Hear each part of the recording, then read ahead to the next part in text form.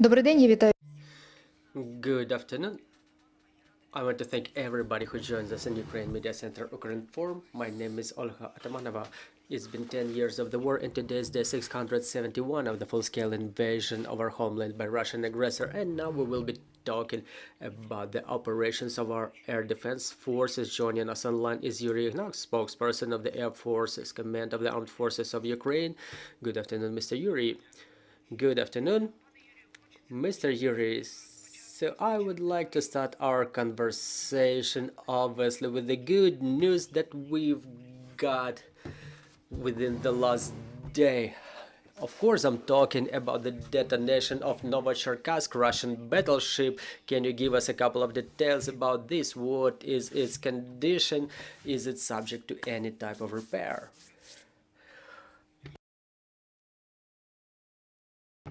Well, who needs those Shaheds now? No one is curious about the destruction of 13 out of 19 Shaheds, and even regardless of the fact that those 6 were not damaged, not all of them reached their targets.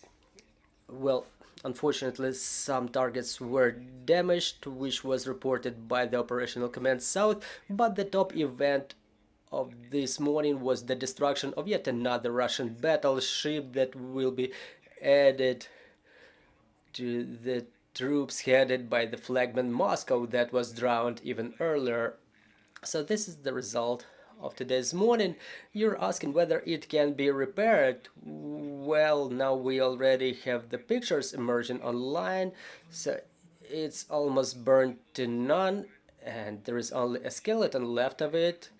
And hopefully there was not only a battleship but also some port infrastructures, some supply ships that were destroyed. Well, and probably not probably, but for sure, the crew of the ship that was destroyed. Yeah, it's quite an intense event. We've destroyed both the battleship and the occupiers thanks to the well-coordinated actions. The commander of the Air Force thanked everybody who was preparing the operation and who was performing it directly.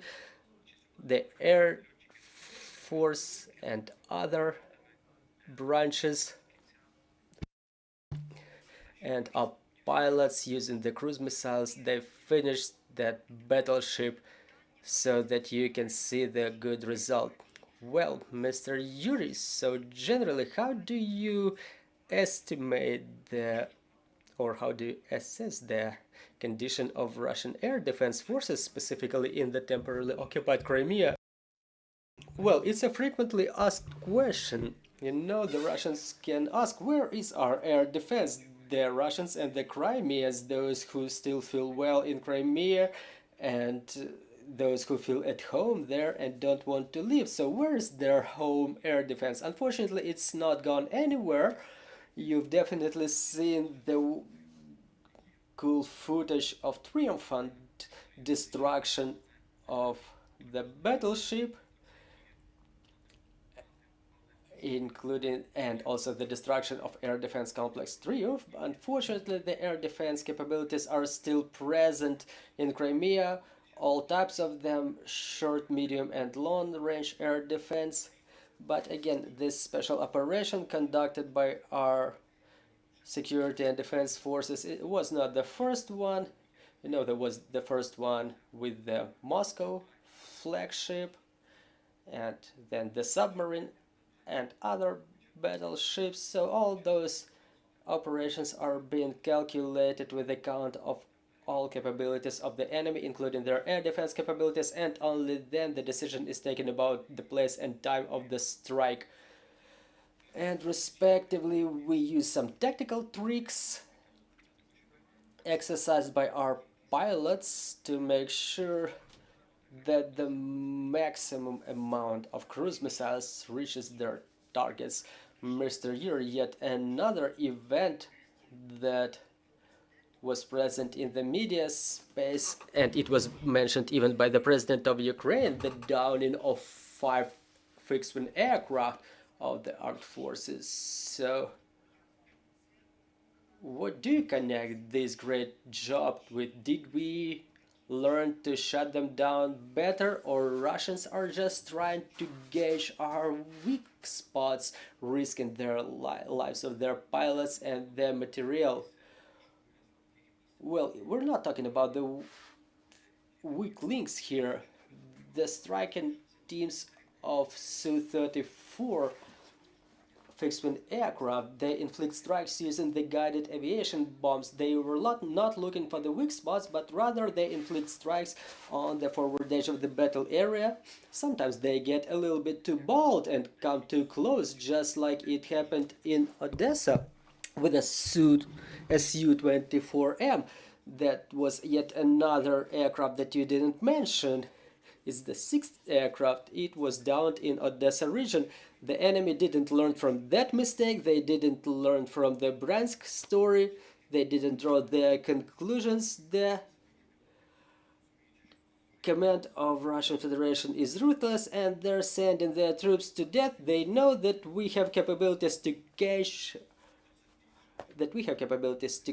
our enemy all over the place. We would like, obviously, the whole region to have the long range capabilities using which we can destroy the enemy. So now, respectively, we've seen after the Kherson story near Krinky, where the guided aviation bomb strikes were inflicted, mostly the enemy sees such attacks, and now the Russian pilots will think twice or even thrice whether it's worth coming this close, or maybe they can drop that bomb somewhere earlier so that no one finds out. This is a psychological factor. Everybody wants to live, right? And respectively, Russian command, they're now facing the choice. Ukraine keeps receiving more and more Western air defense capabilities, specifically long-range air defense capabilities, and Ukraine is about to receive F-16 fighters equipped with the long-range missiles. And that will be the end of their advantage in the air, because they will be just simply destroyed, which will make them refuse exercising those tasks that they continue performing now, just like dropping the guided aviation bombs. Well, Mr. Yurii, we understand that as the time passes, our enemy learns, they learn on their mistakes. So what is your opinion? To what extent Russians learn to counter our cruise missiles that we're using? Well, they don't resist, but they counter them. Obviously, they can destroy them. It's a subsonic target that can be destroyed by air defense capabilities of the enemy. Probably with all of those that they have, starting with even Panzer. Well, just like we shut down their cruise missiles, in the same way they do destroy ours. It's just a matter of success and a matter of experience, just like the experience that we've got within the last 2 years. Well, our air defense units learned to shut down the cruise missiles way before the full-scale invasion in our training grounds. So yes, Ukrainian air defense is powerful, just like the Russian air defense is powerful, but our pilots use sophisticated means that we cannot disclose at the moment. But as you see, the majority of our missiles reaches their targets, just like we were able to witness it during drowning of the Moscow Black Ship, the submarine in the dry dock. We've seen the damage of the headquarters of the Black Sea Fleet with the cruise missiles, and so we keep achieving our goals. There was information in the media that we continue decodifying the Russian air defense complex.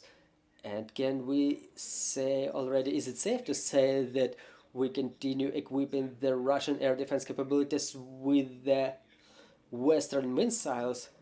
Well, you're probably talking about the air defense system book equipped with the Sparrow missiles. Yes, it works. We've already tested it. And for the time being, the work is underway to decide where they will work, in which spots, in which quantities. We cannot disclose the exact details, but thanks to hybridization of Russian air defense systems with Western missiles, we continue getting the Western types of equipment such as Hawk. It's not mentioned frequently, but it works quite successfully. People keep training in Europe to learn how to work on those types of systems like Hawk to increase their number in our air defense forces. We have, well, currently there is a sufficient number of such systems all over the world. They are decommissioned in many of the armed forces of the world. They are morally and physically obsolete, but as we see, the enemy keeps coming more and more with their air attack means, and such systems fit very well against their aircraft and cruise missiles. But we have to continue intensifying the work of the mobile fire teams, and we have to continue re-equipping ourselves with such air defense means as SAMs, electronic countermeasures, and obviously aviation.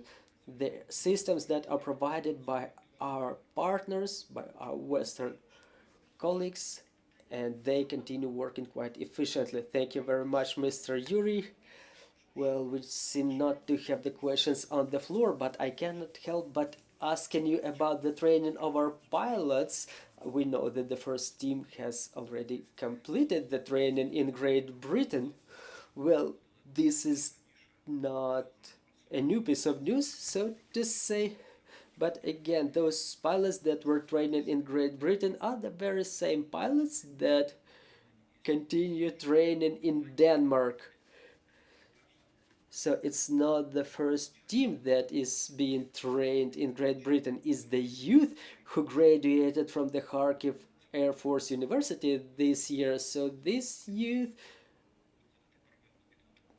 will continue training, including the language training and other measures to make sure that they can train to operate F-16 in other countries. Mr. Yurii, thank you very much for finding time to join us during our broadcast. Dear colleagues, I'm reminding you, joining us was Mr. Yurii Ihnat, the spokesperson of the Air Force Command of the Armed Forces of Ukraine, and we continue working together for our victory. We want to thank our armed forces and security and defense forces for this opportunity to have events like this.